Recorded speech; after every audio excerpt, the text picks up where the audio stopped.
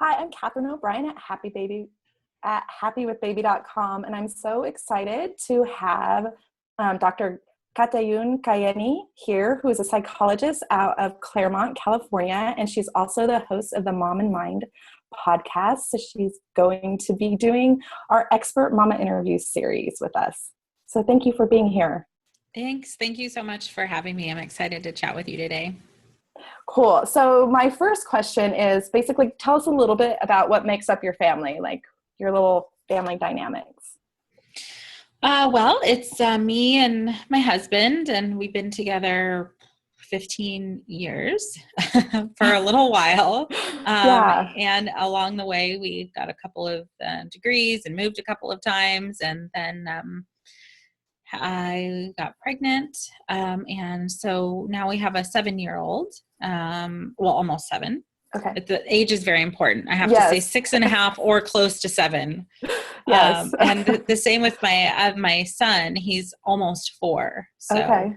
yeah, almost 7 and almost 4-year-old. Yes. Well, mine just switched over from now I have an 8 and a 4-year-old. Oh, so, yeah. Yeah. The age is super important. Very, very. Yeah. So the first question is, how do you balance the mom, work, and relationship roles? Well, that's in constant process. That it gets to a place where things feel great and lovely. And then there are other times where life happens and pulls me out of balance. So it's like a constant movement trying to get back to that place where things are feeling more balanced. One of the things I do, because I'm in private practice, I'm essentially my own boss, is that I also create my own hours. So one of the things I do when I'm done with my day is like I have little things that I do to kind of close my day or to separate my work kind of mind from my home mind. And that can be a couple of different things. Either like sometimes I will literally like shake the day off in my office before I leave. Just kind of like shake it off. Or when I'm on my way home, I'll just kind of literally tell myself, okay, work is over. I'm going to go home and be with my family and be present. Something I've been doing lately, which really helps me a lot, is before I even go inside the house, I take my shoes off and stand in the grass for a little bit. And just like the cool grass a little bit at night, it feels very nice and grounding. So some way to have like that separation between work and home when I'm able to. Sometimes I do need to work at night or on the weekends to work on some other projects. But it's a constant. It never is like done. Right. No, that's so true. So most moms I speak to say there are moments that when they're ready to throw in the towel. Can you describe a time you felt this way, or if you have, and what got you through it? Yes, that happens in different phases of my life and their life. Periods of time where when I am out of balance, frankly, where the stuff from work feels like there's too much going on. And during those periods of time when my kind of mind is overloaded with things to do, and then there are, little people kind of pulling on my, on my pant leg to attend to them. It can be hard to switch over and snap out of that moment of just wanting to focus on what I want to do, and needing to refocus on what their needs are, and attend to them. They have no idea what I do, all day and what's pulling at me. All they know is that like they want juice or whatever it is in that moment. Right. So I wouldn't say like I totally want to throw in the towel, but there are certainly times where I'm like, I think I even told my husband, I said, if I really want some sleep, I'm going to have to go sleep in another room in a different house. Because, they having an almost 4-year-old, he likes to get up and wake me up and wants to cuddle, which is so sweet. And also I'm tired. So there have been times, as they got older, Mm-hmm. it was much easier to manage that, but it still happens. And I think it's a Mm-hmm. normal part of, you spend all of your life just kind of Mm-hmm. concerned about yourself, and then kids come along, and it takes a while to figure out how to do both. And there are times Yeah. when you don't want to do both. Right. So I would say, though, as they've gotten older, that's gotten easier. Yeah. Certainly when I had my daughter, I had my own postpartum depression and anxiety and OCD. And there were lots of times where I just felt like it was way too much to handle. Mm-hmm. Mm-hmm. So I got through it, and, and I'm, it's a different quality of kind of, oh, this is too much, or, oh, I feel overwhelmed, with a little one than it is with older kids. Yeah. What do you think helped get you through it? The postpartum depression, anxiety, OCD? It was several different things. It took me a long time to figure out what was going on. Oh. So part of my story is that I was already a therapist. I was working in a major medical system and seeing clients all the time, doing just fine. And I got pregnant. Pregnancy was fine. I had my daughter, and I was not fine. But I didn't realize what was going on. It took me quite a while. I would say about a year to fully get what was going on. And by that time I was coping. I had figured out, being a therapist, I already had some coping skills and tools that I, help other people with and use for myself. But I still didn't know what was going on. And then when I figured it out, I can't even remember how exactly it finally dawned on me. I was angry, and that got me feeling a little bit better.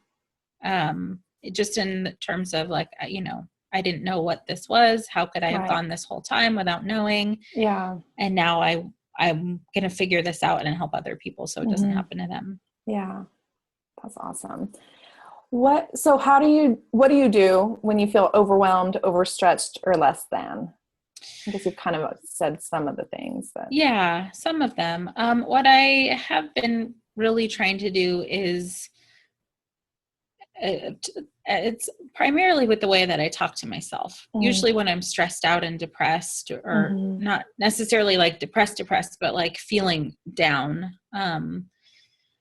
it's so easy to kind of get in your head and feel overwhelmed by your own thoughts and all of these things that I need to do and attend to. And when I can catch it, I do my best to try and stay as aware as possible.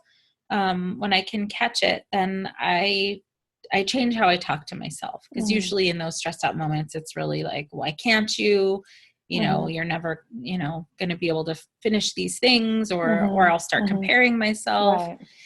Right. That's a trap I think we all get into. But I kind of turn it around in the sense of like, I can do whatever I want. I don't need to do all of that stuff right now. At any moment, I can change my mind. Yeah. And that just gives me so much relief that I don't need to keep up at that same pace. Yeah. That there's nothing, like the world is not going to fall apart if I just take a day off. Yeah. Or go, try and meditate for a little bit. Or I'll go walking, helps me a lot. If the weather's good. Excuse me. Bless you. That's okay. Bless you. Thank you. Yeah. So, I'd say like trying to meditate, which it can be hard if you're feeling stressed and overwhelmed. So if it's too hard for me to focus and concentrate, I'll listen to something like a recorded meditation or a guided meditation. As I said, walking, just giving myself permission to chill out. Yeah, no, that's really good. It's like, sometimes I'm like, just even make a list of those things. Like, cause I think sometimes when we get so stressed out, like we can't remember what are those things that help us. So I'm like, even make a list, put it on your fridge or have it on your phone. And maybe it pops up every once in a while and reminds you like, hey, do you need a break today? Right. Totally. Yeah, it is hard. It's when I feel like when you're in your head, you're just so involved Yeah. in whatever's going on. Having that external reminder is perfect. Yeah. Okay. So here kind of goes with something you were saying, but says, I've had parents tell me that one of the hardest things about being a parent is the comparisons and judgments from other parents. Have you experienced this? And how do you cope with it? Me comparing myself? Or feeling like being judged by other parents, or I think sometimes it's true, like we do compare ourselves more than maybe we think that they're judging us, but yeah. I'd say for me, it's more the comparison.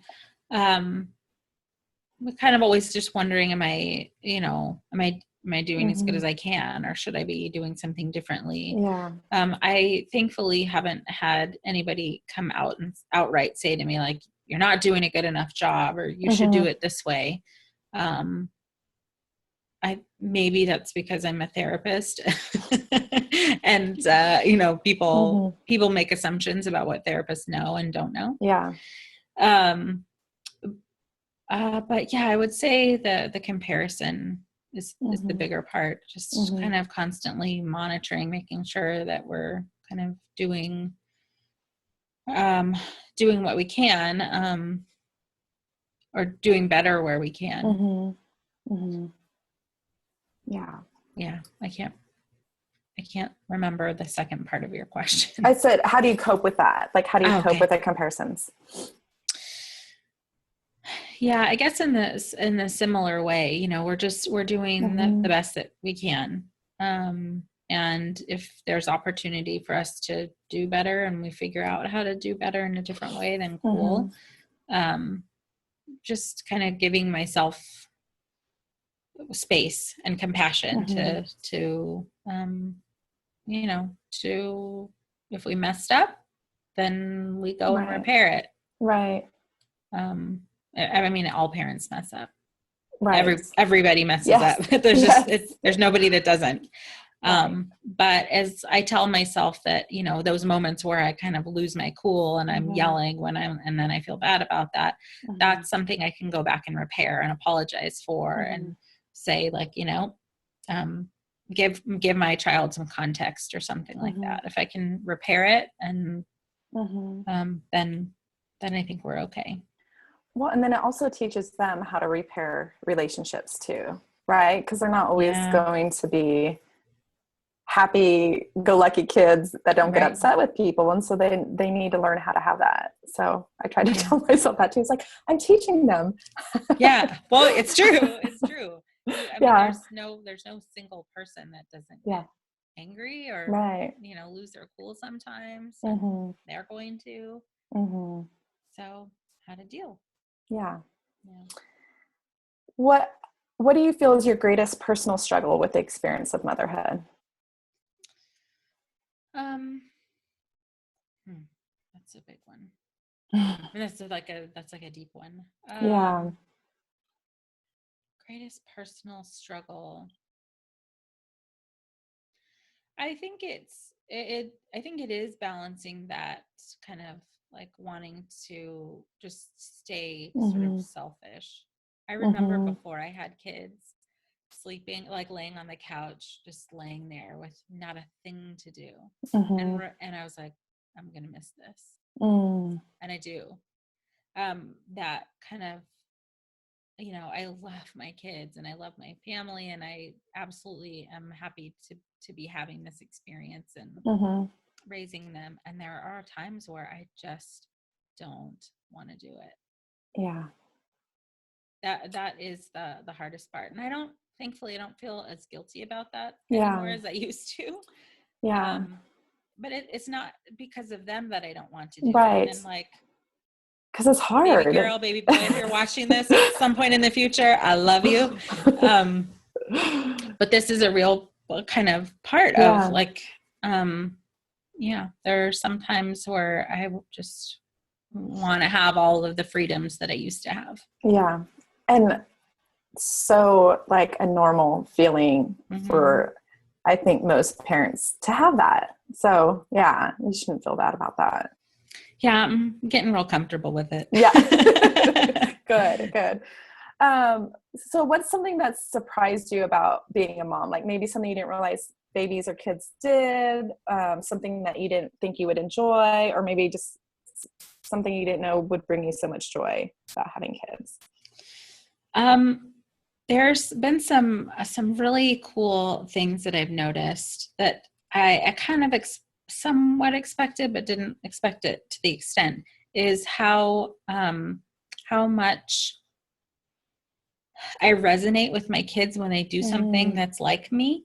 Yeah. And I'm like, I didn't teach that to you, did I? Or did you just come out with having that, even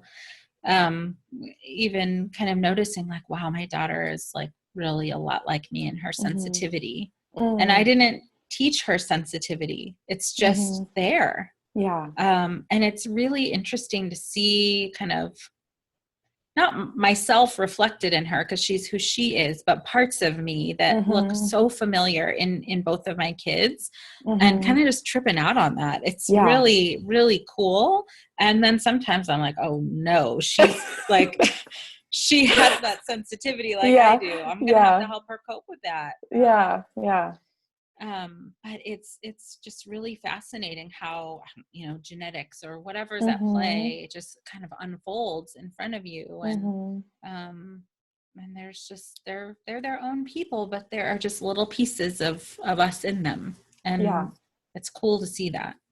Yeah, no, it is. I know. I love that too. And like, it's just changing. And as they grow and you're like, oh my goodness, where did that come from? Yeah. Right? Yeah. How has your relationship with your husband changed, and or how has it stayed the same? Well, there are parts that have stayed the same, just in terms of like the things that we kind of still want to do in the world together and with our family. But changed in the sense that like there's such a renegotiation. Like we have to kind of refigure out at different stages in their lives how we're going to relate to each other, and what parts, like, just even what parts of the day each one of us is going to handle. As they grow and change and their needs change, then we have to readjust. And kind of as much as possible. I mean, it's hard to have intentional conversations about everything. I don't think anybody can. But we do have to find different ways to not necessarily relate to each other, but kind of figure out like, how are we going to move through this transition? How are we going to deal with this issue? So there's a lot more, figuring out that we have to do along the way. That we didn't, it was just us.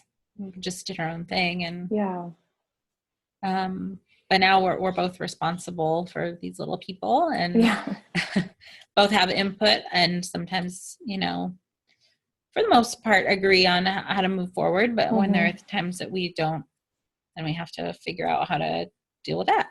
Yeah. Lots of figuring out. Compromising and stuff. Yeah. So next question is, how has your relationships with your friends, family, or support systems changed, or how have they stayed the same? Well, we used to live, when my kids were newly born, we lived in a different part of the state. So we weren't really around family. Family would come to visit us and help out, and we would go visit them.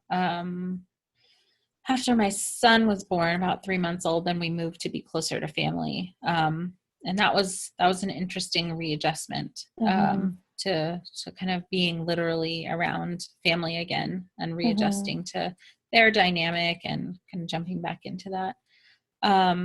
So, there's just, I think with family in particular, there's a different level of, not interaction, but of, just kind of closeness, or wanting to be close, specifically for like the grandparents and our parents, want to be part of the kids' lives and see them. And, which is cool and, Mm-hmm. and awesome.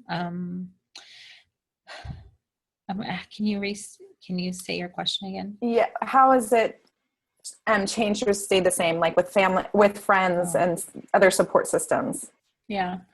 I think one of the changes that's been harder is that, we sort of like hunker down with, there's less like social interactions when the kids were younger.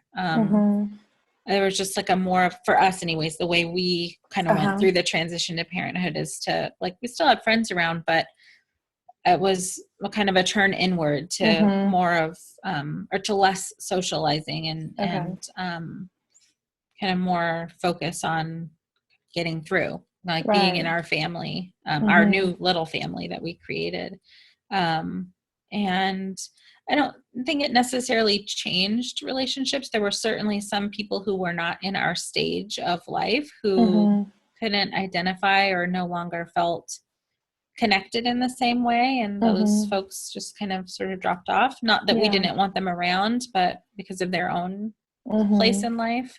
So yeah, I think we're, getting back to a place where like, making sure to have our friends and our social supports around is equally as important. Yeah. Is there a greatest lesson that you've learned as a mom? Whew. There's many, right? There's quite a few. There are quite a few. My energy changes their energy. And that is hard. Sometimes I just want to be in the mood I'm in. Yeah. But I do notice like that reaction is if I'm kind of, more agitated, they tend to be more agitated. And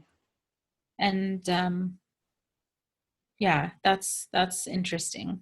Can you say your question again? Sorry. What's your greatest lesson you've learned as a mom? Oh, yeah. So in terms of the lesson that comes with that is just feeling like I have more responsibility to manage that for them. Not that I can't have moods and be angry or be sad or have any feeling that I have. But if let's just say, like, for instance, let's say I had I'm super stressed out or I'm agitated, and they become agitated around me, I have to be careful not to get mad at them for being mad. Yeah. Yes. Not to get mad at them for being angry. That's hard. Yeah. That is hard to do. But just kind of, it's one of the first times I really understood my energetic and my mood impact on somebody so directly. Is it just kind of manifests in them. Yeah. It's kind of fascinating, but also I have to be careful. Yeah. Yeah. Do you have a favorite quote that inspires you as a mom? Oh, like related to motherhood specifically, or helps you get through motherhood?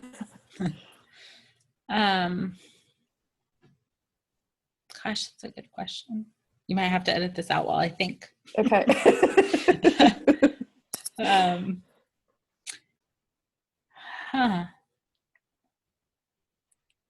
Greatest quote. I'm sure I have one, but I can't think of it right now. I know. Oh yeah. So the next question is, what is your favorite song that inspires you as a mom?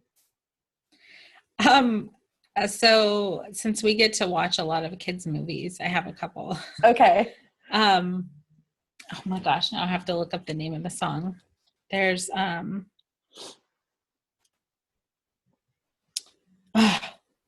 I thankfully have it, like all of the music I have up on Spotify is like albums from kid movies. So I'll hopefully find this quickly. Okay. So I guess it's more of a recent movie, but in Zootopia, their kind of main song is called Try Everything. And I practically cry every time it comes on. It's like my favorite song because for me, I mean, I think this is how all people are, but you want the things for your kids that you kind of struggled with, that you don't want them to struggle with the same things. And when I was a lot younger and still struggle with this sometimes, is I don't allow myself to kind of feel totally free. And do all of those things that I, want to do, kind of a thing. Or that are a little bit scary for me, that kind of stuff. So that song, when it comes on, me and my daughter will sing it. Of course, she's like 6, so she doesn't understand all the significance, but I'm like, yeah, try everything. Yeah. So I really love that one, because it also reminds me to just, to allow them to just have, free reign sometimes. Right. Okay. So I think this is a fun one. What is a can't live without it gadget or product that makes mom life easier, or? And it can be anything. Like I've had someone mentioned a book, an app. I say dry shampoo. Right. Yeah, I didn't find out about dry shampoo until a couple years ago. Yeah. This is amazing. Yeah, right. So that makes motherhood easier. Yeah. Wow. You have good questions. Washable markers. Yeah. Yep. I did. Whenever we go somewhere, I take like a notebook, just blank paper or something, and washable markers, or like, washable colored pencils or something like that everywhere we go. Just so that my kids, like if we're going out to dinner or if we're going to somebody's house or if we're out and being social, I mean, they're not going to be able to just like sit and ponder life and talk to us about. So I feel like they need to be, occupied sometimes. And, so I just take markers with me everywhere. That's awesome. I love that. That's a good go-to in your bag. Yeah. It's just in there. There's a or lot like in an stuff appointment or an activity or something. Yeah, that's so good. Yeah. Okay, last question. What is one piece of advice you'd like to give to other moms? Oh, there's a lot. I know. There's a lot. Just go easy on yourself. It's not a race. It's not a competition. There's no such thing as perfect. Right. I want to like rip that word up. I just think we put so much pressure on ourselves, and everybody else puts pressure on us too. One of my favorite things to say to moms is, if it doesn't work for you, it doesn't work. Yeah. There are 5 million books on how to like sleep train your kid or feed your child or whatever, you name it. Lots of opinions and ideas. And there are some really great ones. But if you're trying to make yourself like do something that doesn't work for you, then it doesn't work. It's not about you. That just thing doesn't work. So that kind of pressure that we put on ourselves, I just wish I could remove that, like Harry Potter style, with that like thing, just like take it out of our minds that we do that to ourselves. It just doesn't help anybody. No, I think that's such great advice. So thank you. I'm going to put a link to the blog post you wrote for me last year too, with your story, because I think that's so powerful. So you guys should totally check that out. And then also listen to her Mom and Mind podcast. It's a really amazing, you do some great interviews on there. And thanks. With you, you were on there. Yes. Yeah. So it's so great. I love listening to it. So check her stuff out. And thank you so much for being here and taking the time and sharing your pearls of wisdom in motherhood with us. Absolutely. Thanks for having me. All right. Take care.